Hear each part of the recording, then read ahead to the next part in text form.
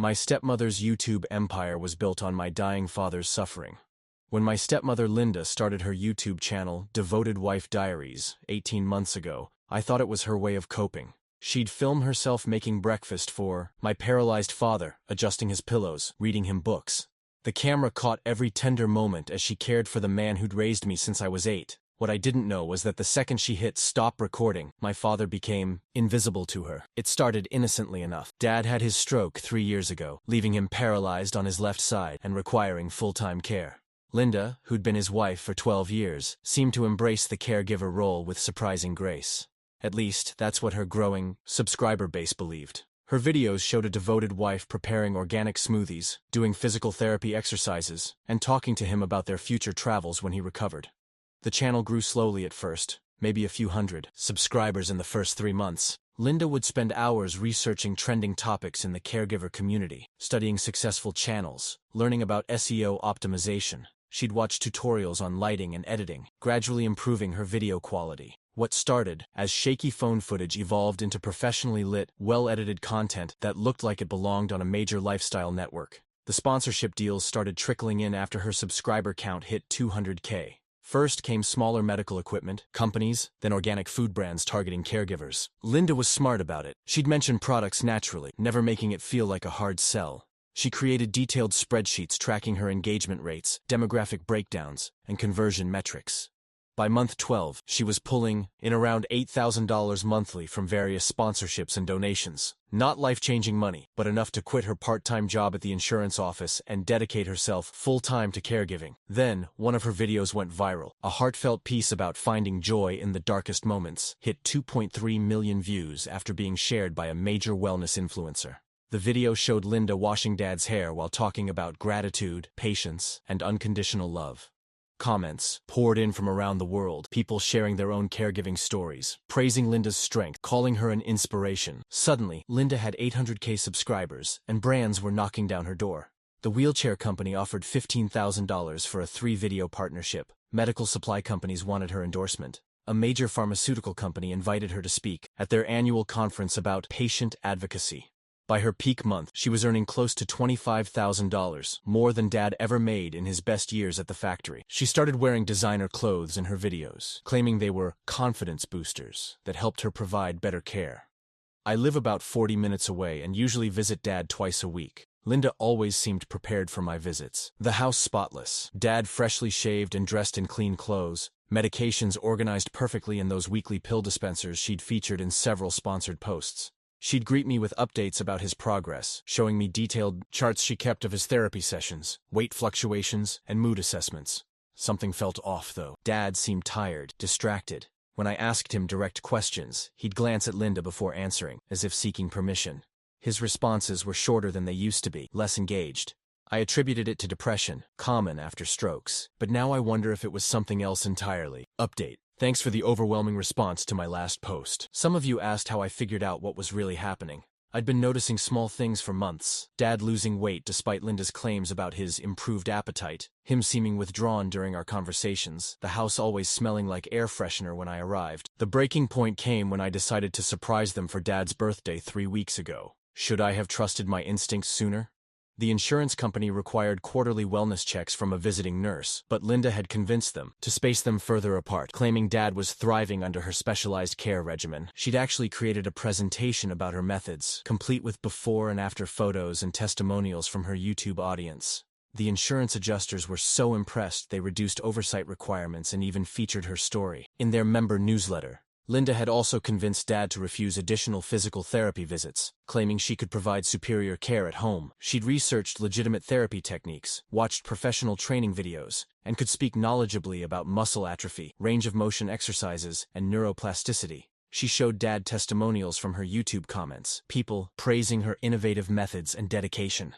Dad, still sharp mentally despite his physical limitations, trusted her completely.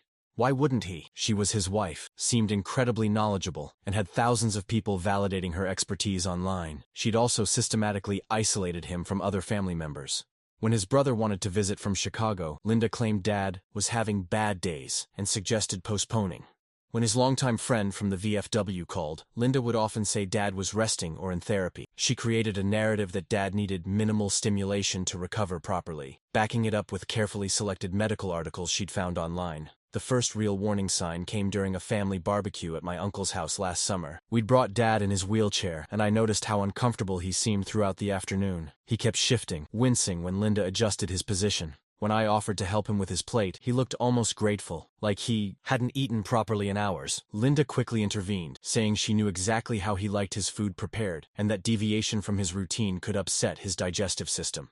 Later that evening, while Linda was inside helping with dishes, Dad tried to write something on a napkin. His handwriting was shakier than usual, but I could make out what looked like help before Linda returned and crumpled the napkin, laughing about how he sometimes got confused and wrote random words since the stroke. Her explanation seemed reasonable. Stroke patients do sometimes have cognitive episodes, but something about her quick intervention bothered me. During another visit in September, I noticed Dad seemed thinner. When I mentioned it to Linda, she pulled out detailed weight charts showing steady progress, explaining that muscle loss was normal during recovery, but that she was implementing a new protein regimen recommended by a nutritionist who'd reached out after seeing her videos. She showed me supplement bottles, meal plans. Everything looked legitimate. I felt foolish for questioning her methods when she clearly had everything so well documented. The final straw came 3 weeks ago when I decided to surprise them for Dad's birthday. I'd stopped at his favorite bakery to pick up the German chocolate cake he'd always loved, planning to make the day special. Linda's car wasn't in the driveway, which was strange since she constantly emphasized in her videos how she never left his side, how her devotion meant sacrificing her own freedom for his well-being. I used my spare key to let myself in, calling out as I entered. The silence that greeted me was deafening, not the comfortable quiet of a peaceful afternoon, but something heavier, more desperate. I found Dad in his bed, lying in the same position I'd seen him in during Linda's morning routine video from the day before. The bedding was rumpled, damp in places, and the room had a stale, neglected smell that Linda's usual lavender air fresheners couldn't mask. His water pitcher was empty, and the breakfast tray beside his bed contained food that looked hours old. Congealed eggs, toast hard as cardboard, orange juice with a film on top. Dad's eyes lit up when he saw me, brighter than they'd been in months, and for the first time in a long while, he tried to speak urgently. His words were slurred from the stroke, but I caught fragments. Alone, hours, hurts, can't reach. I checked his medication dispenser and found pills that should have been taken that morning still sitting there. His afternoon medications from the previous day were also untaken. The bathroom supplies were nearly empty. No soap, toilet paper, down to the cardboard roll. His specialized body wash that helped prevent skin irritation completely gone. His sheets felt damp and had an odor that suggested they hadn't been changed in days, maybe longer. Dad tried to point toward his nightstand with his functioning hand. I opened the drawer and found several crumpled pieces of paper with his shaky handwriting. Hungry, thirsty, Linda gone, help me. My heart broke as I realized he'd been trying to leave messages, probably hoping I'd find them during my visits, but Linda must have been intercepting them. I spent the next 4 hours caring for Dad like Linda claimed to do in her videos. I changed his bedding, helped him shower properly for the first time in what seemed like weeks, gave him his overdue medications, and prepared fresh food. He was so grateful for basic attention that it broke my heart. He kept saying, "Thank you," over and over, tears in his eyes, like he'd forgotten what proper care felt like. When Linda finally returned around 6 p.m., carrying shopping bags from Target and Bath & Body Works, she seemed genuinely surprised to see me but quickly shifted into performance mode. She launched into an explanation about running necessary errands, picking up his prescriptions, shopping for specialized organic foods his nutritionist had recommended, visiting the medical supply store for equipment upgrades. Everything sounded plausible, backed by receipts and detailed explanations. But I'd already checked her YouTube channel while caring for Dad. Her latest video, uploaded that morning with over 50,000 views already, showed her starting another beautiful day caring for my beloved husband. The timestamp revealed it had been filmed 2 days earlier, part of a batch recording session. She'd been banking content, creating an elaborate fiction while my father suffered alone. That night, I drove home in a daze, my mind racing between disbelief and growing certainty. I called my Aunt Sarah, Dad's sister, and shared my concerns. Sarah had been suspicious for months about Linda's transformation into the perfect caregiver, especially since she'd shown little interest in nurturing anyone before their marriage. Sarah remembered Linda complaining about having to drive Dad to doctor appointments, getting frustrated when he needed help with basic tasks after the stroke. We both knew I needed concrete evidence before making accusations against someone with such a spotless public reputation. Linda had hundreds of thousands of people vouching for her character, medical professionals praising her methods, sponsors trusting her brand. My word alone wouldn't be enough. I spent $180 on a hidden camera from Amazon, a device disguised as a phone charger. The following week, I installed it in Dad's bedroom during a visit when Linda was busy in her home office, editing videos and responding to sponsor emails. She'd shown me her elaborate setup: ring lights, multiple cameras, editing software, a whole wall covered with brand partnership agreements and fan mail. I told myself I was protecting him, but part of me hoped I was wrong about Linda. Maybe she was just having bad days. Maybe I'd caught her during a difficult period. The footage I captured over the next week shattered any remaining faith I had in her supposed devotion. The videos revealed a pattern that was methodical in its cruelty. Linda would film her content in batches, spending 20 to 30 minutes every few days playing the devoted wife. She'd feed Dad carefully, positioning the camera to capture every tender gesture. She'd speak to him lovingly, adjust his position with seeming tenderness, even stage conversations where she'd ask him questions and then answer for him in a way that made viewers feel included in their relationship. The moment filming stopped, she'd transform into someone completely different. The gentle voice would disappear, replaced by irritation and impatience. She'd leave his breakfast tray just slightly out of reach and walk away to check her phone. When Dad managed to signal for help, knocking over his water cup, calling out as clearly as his stroke-affected speech allowed, she'd yell from the next room that she was busy and he needed to wait. Watched her ignore his attempts to get her attention for hours while she edited videos, adding captions about unconditional love and finding strength in service. She'd respond to comments from fans praising her patience while Dad lay 20 feet away, clearly in distress. The contrast was sickening. She was more attentive to strangers on the internet than to her own suffering husband. The medication schedule she featured prominently in her videos was entirely fictional. She'd created elaborate charts showing precise timing, dosages, and Dad's supposed responses to different treatments. In reality, Dad was supposed to receive pain medication every 6 hours, but the hidden camera showed her administering it maybe once a day. When he clearly needed assistance with basic hygiene, she'd put in headphones and scroll through Instagram, deliberately avoiding his requests for help. Her sponsored content was the most disturbing. She'd film segments about specialized equipment or therapeutic techniques, demonstrating their use with Dad for the camera. But the hidden camera revealed she'd use the products only during filming, then store them away immediately after. A $400 pressure relief mattress pad stayed in its packaging, except for sponsored content. Therapeutic resistance bands were used for exactly the duration of her exercise videos, then forgotten. The worst footage was from a Wednesday afternoon when she spent 2 hours on a video call with potential sponsors from a major pharmaceutical company. They were discussing a 6-figure partnership deal for medication adherence content while Dad lay 20 feet away, clearly in distress and trying to get her attention. She was literally negotiating profits from his condition while actively making it worse. When he tried to get her attention by dropping his water cup, the only way he could make noise from his position, she snapped at him for interrupting her important business call. She didn't even pause the call, just muted herself long enough to hiss at him to be quiet, then continued discussing quarterly content deliverables and engagement metrics. Update. Many of you asked about involving adult protective services earlier. Here's the thing. Linda had built such a convincing online persona that even I doubted what I was seeing initially. She had hundreds of thousands of people vouching for her character, medical equipment companies partnering with her, even healthcare professionals sharing her content. Without solid proof, it would have been my word against a celebrated caregiver who'd spoken at medical conferences. The hidden camera was my only chance to document the truth. Was I wrong to wait for evidence, or was building a solid case the right approach? As I continued reviewing footage and investigating Linda's online presence, I discovered the financial exploitation went far deeper than I'd initially realized. Linda had been accepting money through multiple channels: PayPal donations, Venmo, transfers, even a GoFundMe she'd created for emergency medical expenses. Her various funding streams showed steady donations from subscribers who believed their money was directly helping with Dad's care. She'd created an entire narrative ecosystem around Dad's supposed needs. Different videos focused on different expenses, specialized therapies not covered by insurance, organic supplements recommended by nutritionists, adaptive equipment to improve his quality of life. Each funding request was backed by carefully researched medical terminology and testimonials from other caregivers in her comment sections. One particularly heartbreaking message came from an elderly woman named Dorothy, who'd sent her entire social security check because Linda's videos convinced her that Dad needed life-saving equipment. Dorothy had written a note explaining that she'd lost her own husband to a stroke and wanted to help another family avoid that tragedy. Another donor was a young mother named Jessica who'd skipped her own medical appointments to send money for Dad's medications, writing about how Linda's videos had taught her about the importance of family sacrifice. These weren't wealthy people throwing around disposable income. They were individuals making real sacrifices because they believed in Linda's cause. Reading their messages, while knowing the truth about Dad's actual treatment, made me physically sick.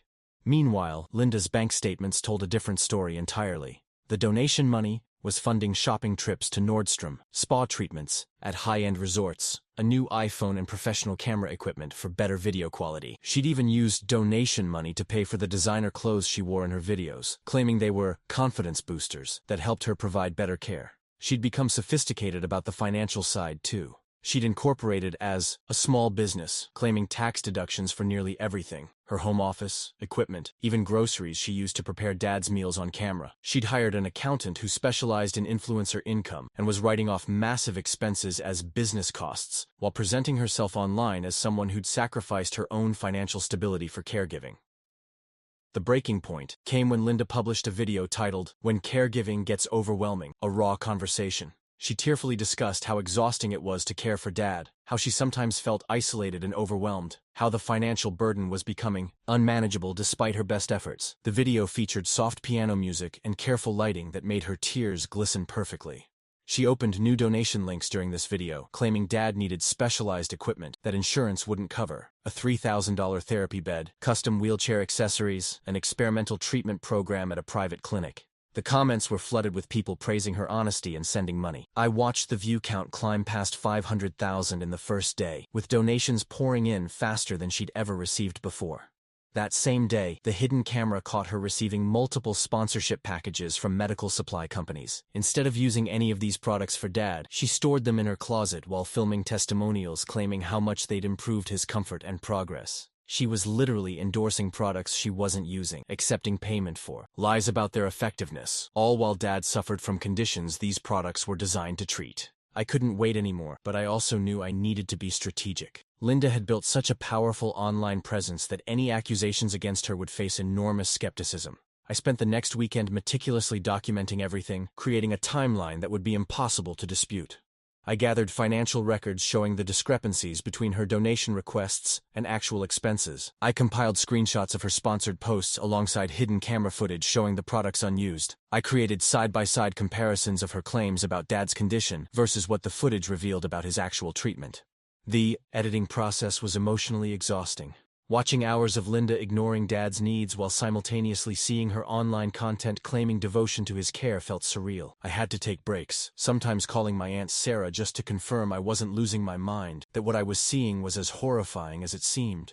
I also researched Linda's claims about Dad's medical needs, consulting with actual healthcare professionals who could verify whether her statements made sense. A neurologist friend confirmed that many of Linda's explanations about stroke recovery were medically inaccurate, and a physical therapist reviewed her exercise videos, pointing out techniques that could actually harm rather than help someone in Dad's condition.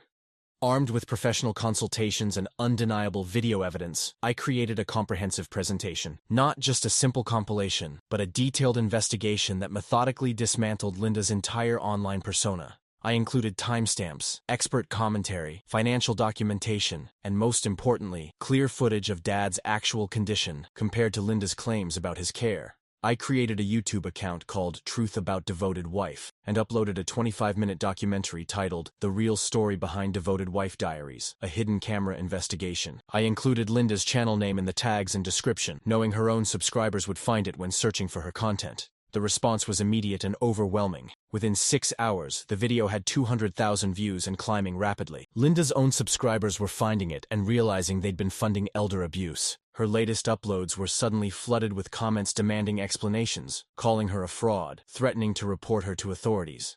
By the end of the first day, my video had reached 800,000 views. Local news stations began calling, asking for interviews. The story was being shared across social media platforms faster than I could track. Linda's subscriber count began dropping rapidly, thousands of people per hour unsubscribing and leaving angry comments about feeling betrayed.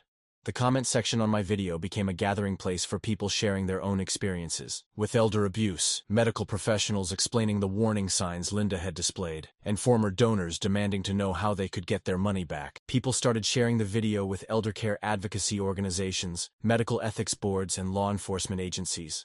Linda called me at 11 p.m. that night, alternating between fury and desperation. She accused me of destroying her life and career, claiming everything in the footage was taken out of context, that I'd edited things to make her look bad. She insisted she was a devoted wife who'd sacrificed everything for Dad's care, that my jealousy over her success had driven me to create lies. When I mentioned that I'd already contacted Adult Protective Services and provided them with copies of all the footage, the line went silent for several long seconds. Then she started crying, not the performed tears from her videos, but real panic. She begged me to take down the video, promising she'd change, saying she'd never meant for things to go so far, but it was too late. The story had taken on a life of its own, spreading beyond anything I could control, even if I'd wanted to.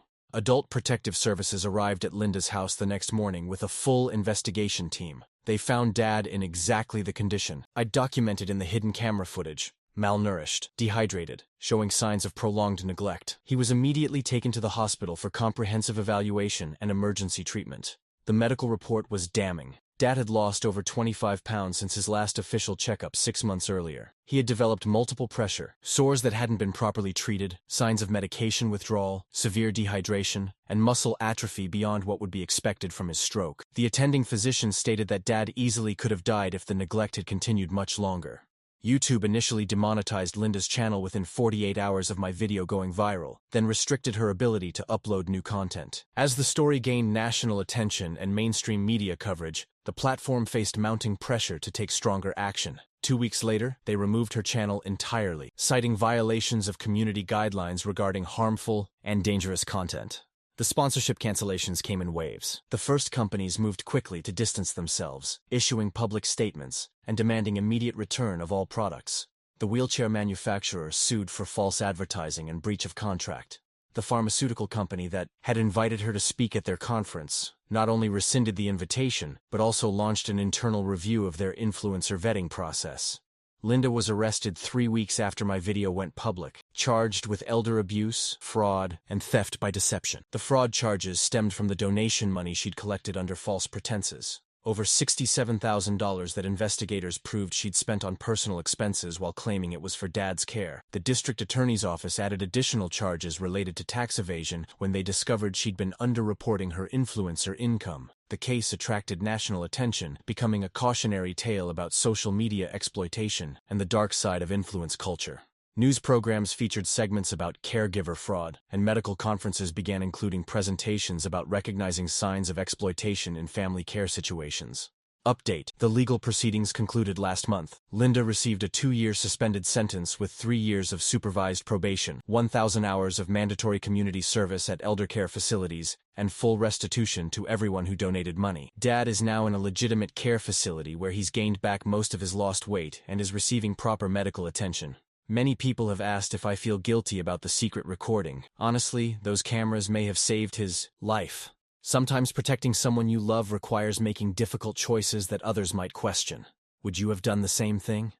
Dad has been in professional care for 8 months now, and the transformation has been remarkable. He's gained back 18 pounds, his pressure sores have completely healed, and his physical therapy sessions are actually helping improve his limited mobility. The facility's occupational therapist says he's made more progress in 8 months than Linda claimed he'd made in 2 years under her care. More importantly, Dad's spirits have improved dramatically. He smiles again, participates in facility activities, and has even made friends with other residents. The care facility staff say he's one of their most appreciative residents, always thanking them for basic care that Linda had made him feel guilty for needing. He started painting again, something he'd loved before his stroke but Linda had discouraged, claiming the supplies were too expensive and messy. I visit him 3 times a week now, and we've started working on a memoir about his experience. He wants to help other families recognize warning signs of caregiver exploitation and understand that professional care isn't giving up. Sometimes it's the most loving option available. We're working with a publisher who specializes in medical advocacy books, and several elder care organizations have expressed interest in using his story for training purposes. The legal aftermath continued for months beyond Linda's sentencing. Her victims, people who donated money based on her false representations, filed a class action lawsuit that resulted in additional financial penalties. The court ordered her to liquidate her assets to maximize restitution payments. She lost her house, her car, and every piece of equipment she'd accumulated through her fraudulent influencer career. Several major social media platforms implemented new verification requirements for accounts that solicit medical donations or claim to be documenting caregiving situations. YouTube now requires proof of legitimate medical expenses and periodic verification before approving donation features on health-related content. GoFundMe created new guidelines specifically addressing medical fundraising fraud. I still receive messages from people who watched Linda's videos and felt inspired by what they thought was genuine devotion. Many are real caregivers dealing with their own challenges, and they feel deeply betrayed by her deception. I always respond with resources for legitimate caregiver support organizations and remind them that their dedication to their loved ones is real, even if Linda's was fake. The response from the caregiving community has been overwhelmingly supportive. Legitimate caregiver advocates have used Linda's case to highlight the importance of oversight, proper training, and emotional support for people in caregiving roles. Several organizations have reached out to feature Dad's story in their educational materials. Looking back, I wish I'd trusted my instincts sooner and pushed harder when I first noticed Dad's subtle changes. Social media can be the perfect cover for the worst kinds of abuse. It's incredibly easy to create a highlight reel that completely obscures reality. The public persona becomes so convincing that even family members start doubting their own observations. Dad and I talk about forgiveness sometimes during our visits. He doesn't hate Linda. He says hate takes too much energy he'd rather spend on healing. But he can't forget how helpless he felt during those months when she turned his vulnerability into profit. He's more philosophical about it than I am, often saying that his suffering led to changes that might protect other people in similar situations. We both hope that sharing his story prevents other families from experiencing the same betrayal of trust.